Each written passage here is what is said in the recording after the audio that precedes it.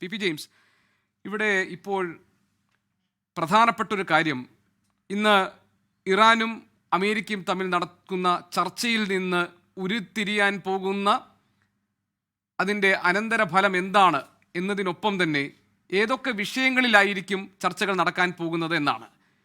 ചർച്ചയിലേക്ക് കടക്കുന്നതിന് മുൻപ് തന്നെ ഇറാൻ ചില ഉപാധികൾ വെച്ചിട്ടുണ്ട്. കാരണം ആണവ വിഷയത്തിലും ഉപരോധങ്ങൾ നീക്കുന്നതിലും മാത്രമായി ഈ ചർച്ച പരിമിതപ്പെടുത്തണം എന്നാണ് ഇറാൻ്റെ ആവശ്യം. പക്ഷേ അതല്ല, ഇറാൻ്റെ ബാലിസ്റ്റിക് മിസൈൽ പദ്ധതിയും പ്രാദേശിക സായുധ ഗ്രൂപ്പുകൾക്ക് ഇറാൻ നൽകുന്ന പിന്തുണയടക്കമുള്ള കാര്യങ്ങൾ ചർച്ച ചെയ്യണമെന്ന പിടിവാശിയിൽ അമേരിക്ക നിൽക്കുന്നു. തുടക്കത്തിൽ തന്നെ തട്ടിത്തടഞ്ഞ് ചിന്നിച്ചിതറാകുന്ന സാധ്യതകളാണോ ഈ ചർച്ചയുടെ മുന്നിലുള്ളത്? ഗോപി, യഥാർത്ഥത്തിൽ ലോകത്തെ മുഴുവൻ മുൾമുനയിൽ നിർത്തുന്ന ഒരു ചർച്ചയാണ് ഒമാനിലെ തലസ്ഥാനമായ മസ്കറ്റിൽ ഇപ്പോൾ നടന്നുകൊണ്ടിരിക്കുന്നത്. ഇത് നേരിട്ടുള്ള ചർച്ച എന്ന് പറയാനാവില്ല. അമേരിക്കയുടെ പ്രസിഡന്റിന്റെ പ്രതിനിധിയായിട്ടുള്ള സ്റ്റീവ് വിറ്റ്കോഫും അതുപോലെ തന്നെ ട്രംപിന്റെ മരുമകൻ ജയർദ് കുഷ്ണറും നേരിട്ട് ചർച്ച ചെയ്യുന്നത് ഒമാനി വിദേശകാര്യമന്ത്രിയോടാണ്. ഒമാനിലെ വിദേശകാര്യമന്ത്രിയാണ് ഇറാന്റെ വിദേശകാര്യമന്ത്രി അബ്ബാസ് അർഗച്ചിയുമായിട്ടും സംഘവുമായും ചർച്ച ചെയ്യുന്നത്. അങ്ങനെ ഒരു പരോക്ഷ ചർച്ചയാണ് നടക്കുന്നത്. നേരിട്ട് അമേരിക്കയും ഇറാനും തമ്മിൽ മുഖത്തോട് മുഖം ചർച്ച നടക്കുന്നില്ല. അത് തന്നെ കാണിക്കുന്നത് അത്ര വലിയ വൈരാഗ്യത്തിലും സംഘർഷത്തിലുമാണ് കാര്യങ്ങൾ നിൽക്കുന്നത്. ഈ ചർച്ച നടക്കുമ്പോഴും ഇറാന്റെ പരമോന്നത നേതാവ് ആയത്തുള്ള ഖമനായി ടെഹ്റാനിലെ ഏതോ അജ്ഞാത കേന്ദ്രത്തിൽ ഫോർട്ടിഫൈഡ് ആയിട്ടുള്ള വാളുകൾക്ക് അല്ലെങ്കിൽ ചുമരുകൾക്കുള്ളിൽ ഒളിവിലാണെന്ന് ഓർക്കണം. അദ്ദേഹത്തിൻ്റെ മൂന്നാമത്തെ മകനാണ് ഇപ്പോൾ അധികാരമടക്കമുള്ള കാര്യങ്ങൾ ഓപ്പറേറ്റ് ചെയ്തുകൊണ്ടിരിക്കുന്നത്. അപ്പോൾ ആ ഒരു ചിത്രം നോക്കുമ്പോൾ ഒരു തരത്തിൽ മുൾമുനയിൽ നിന്നുള്ള ചർച്ചകൾ തന്നെയാണ്. അതിൽ അമേരിക്കയുടെയും ഇസ്രായേലിൻ്റെയും ഇതുണ്ട്. അമേരിക്ക മാത്രമല്ല, ഇസ്രായേലാണ് ഏറ്റവും വലിയ കടുംപിടുത്തം ബാലിസ്റ്റിക് മിസൈലിൻ്റെ കാര്യത്തിൽ കാണിക്കുന്നത്. ബാലിസ്റ്റിക് മിസൈലുകൾ ഇതുപോലെ ഇറാൻ നിർമ്മിച്ചുകൊണ്ടിരുന്നാൽ എല്ലാം ഇസ്രായേലിലേക്കായിരിക്കും വരുന്നത്. ജൂണിൽ നടന്ന 12 ദിവസത്തെ ഏറ്റുമുട്ടൽ ഗോപി കൃഷ്ണ ഓർക്കുന്നുണ്ടാവും. ഗോപി, അവിടെ നടന്നതിൽ ഇസ്രായേലിന് നേരെ 100 കണക്കിന് മിസൈലുകളും ഡ്രോണുകളുമാണ് വന്നത്. ഒരു തരത്തിലും അയൺ ഡോമുകൾക്ക് തടയാൻ പറ്റാത്ത വിധത്തിൽ വന്നതുകൊണ്ട് ഒരുപാട് നാശനഷ്ടങ്ങൾ സംഭവിച്ചു. ഇറാനും വലിയ നാശനഷ്ടം സംഭവിച്ചു. ഇറാന്റെ 1000-ലേറെ പേർ കൊല്ലപ്പെട്ടു. അവിടുത്തെ ആണവ ശാസ്ത്രജ്ഞർ, പ്രധാനപ്പെട്ട സയന്റിസ്റ്റുകൾ മാത്രമല്ല സൈന്യാധിപന്മാർ കൊല്ലപ്പെട്ടു. ആ തരത്തിൽ ജെയിംസ്, അതിനൊരു പ്രത്യാക്രമണം എന്ന നിലയിലാണല്ലോ തൊട്ടു പിന്നാലെ ഖത്തറിലെ അമേരിക്കൻ താവളത്തിന് നേരെ ഇറാൻ ആക്രമണം നടത്തിയത്. ഒരു പക്ഷേ ഗോപി പറഞ്ഞത് വളരെ പ്രസക്തമാണ്. കാരണം എന്തുകൊണ്ട് അമേരിക്ക ആക്രമിക്കാൻ മടിക്കുന്നു എന്നുള്ളതിൻ്റെ സൂചന ഗോപി ഇപ്പോൾ ചോദിച്ച ചോദ്യത്തിലുണ്ട്. കാരണം അമേരിക്കയുടെ ബങ്കർ ബസ്റ്റർ ബോംബുകളുമായിട്ട് B-2 ബോംബർ വിമാനങ്ങൾ വന്ന് അവിടുത്തെ ആണവായുധ കേന്ദ്രങ്ങൾ നശിപ്പിച്ചു എന്നില്ലെന്നും പറയുന്നു. പോയതിന് തൊട്ടുപിറകെ അമേരിക്കയുടെ സെൻട്രൽ കമാൻഡ് ഗൾഫിൽ നിൽക്കുന്നത് ഖത്തറിലെ ദോഹയിലാണ്. അവിടുത്തെ US സേനാ താവളത്തിന് നേരെ വലിയ ആക്രമണമാണ്, മിസൈൽ ആക്രമണമാണ് നടത്തിയത്. ഉടൻ തന്നെ ട്രംപ് ഇടപെട്ട് ഇസ്രായേലിനോടും ഇറാനോടും അതിശക്തമായ ഭാഷയിൽ പറഞ്ഞുകൊണ്ടാണ് 12 ദിവസത്തെ ഏറ്റുമുട്ടൽ നിർത്തിയത്.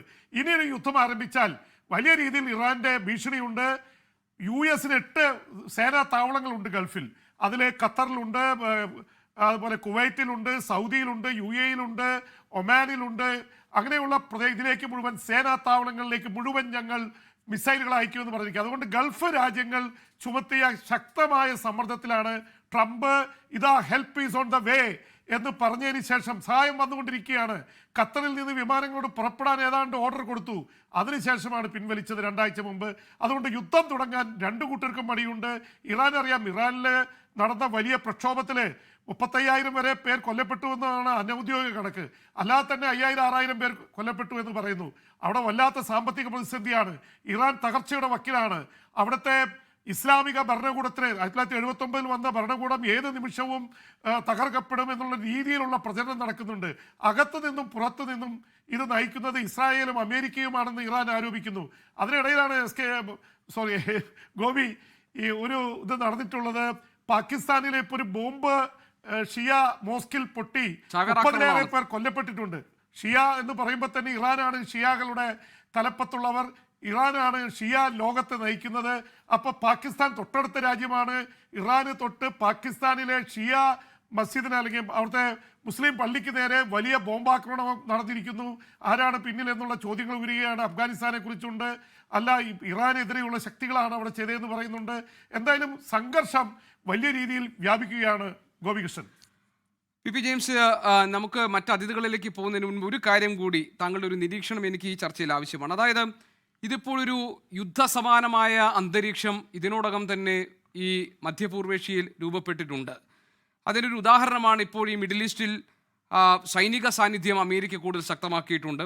USS എബ്രഹാം ലിങ്കൺ, അതുപോലെ F-35 യുദ്ധവിമാനങ്ങൾ, മിസൈൽ വേധ പ്രതിരോധ സംവിധാനങ്ങൾ, ഇതൊക്കെ തന്നെ അമേരിക്ക ഒരുക്കി വെച്ചിരിക്കുകയാണ്. മാത്രമല്ല ഡൊണാൾഡ് ട്രംപ് പറയുന്നത് ചർച്ച പരാജയപ്പെടുന്ന സാഹചര്യം ഉണ്ടായാൽ അത് ഗുരുതരമായ പ്രത്യാഘാതങ്ങൾ ഇറാൻ നേരിടേണ്ടി വരുമെന്നാണ്.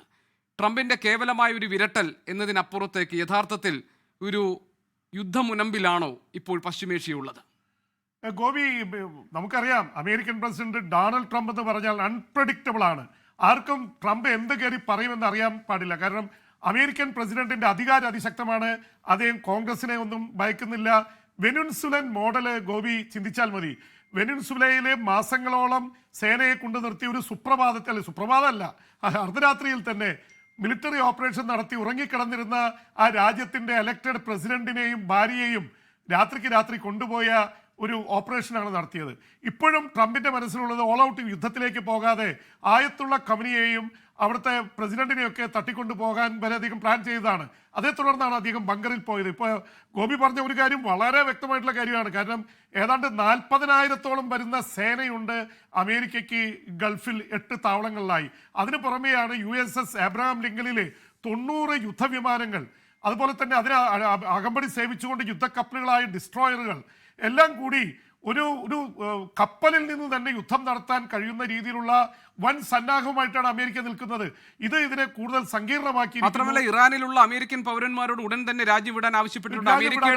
അമേരിക്കയുടെ ഒരു സംവിധാനവും നിങ്ങൾ പ്രതീക്ഷിക്കരുത്. കാരണം ഇന്റർനെറ്റ് അടക്കമുള്ള ഈ വാർത്താവിനിമയ സംവിധാനങ്ങളൊക്കെ വിച്ഛേദിക്കപ്പെട്ടേക്കാം. ഏത് സമയത്തും നിങ്ങൾ അപകടാവസ്ഥയിലായേക്കാം. അതുകൊണ്ട് പറ്റുന്ന മാർഗം ഉപയോഗിച്ച് പെട്ടെന്ന് അവിടെ നിന്ന് രക്ഷപ്പെടാനാണ് മുന്നറിയിപ്പ് നൽകിയത്. ഒറ്റ പോയിന്റ് കൂടി ഉള്ളത്, ഇവിടെ നമ്മൾ കാണാതെ പോകുന്ന, ഒരുപക്ഷെ ആരും ശ്രദ്ധിക്കാതെ പോകുന്ന അമേരിക്കയും ഇറാനും തമ്മിലൊന്നാണ്. യഥാർത്ഥത്തിൽ ഒരു യുദ്ധം ആഗ്രഹിക്കുന്നത് ഇസ്രായേൽ കൂടിയാണ്. ഇസ്രായേൽ പ്രധാനമന്ത്രി ബെഞ്ചമിൻ നെതന്യാഹു അമേരിക്കയിൽ പോയി അമേരിക്കൻ പ്രസിഡന്റ് ട്രംപിനെ ഫ്ലോറിഡയിൽ കണ്ട് പറഞ്ഞത് ഞങ്ങൾക്ക് ഇത്രയും വലിയ മിസൈലുകൾ ശേഖരം കണ്ടു നിൽക്കാൻ വയ്യ, ഞങ്ങൾക്ക് അടിക്കാനുള്ള അനുവാദം വേണമെന്നാണ്. അവരതുകൊണ്ട് ഇസ്രായേൽ ഏത് നിമിഷവും അടിക്കാൻ തയ്യാറായി നിൽക്കുകയാണ്. അപ്പോൾ ഈ ഇസ്രായേൽ ചുമത്തുന്ന ഒരു സ്വാധീനം കൂടി വരുമ്പോൾ ഇസ്രായേലും അമേരിക്കയും കൂടി ഒരു ജോയിന്റ് ഓപ്പറേഷനാണ് അവർ പ്ലാൻ ഇടുന്നത്.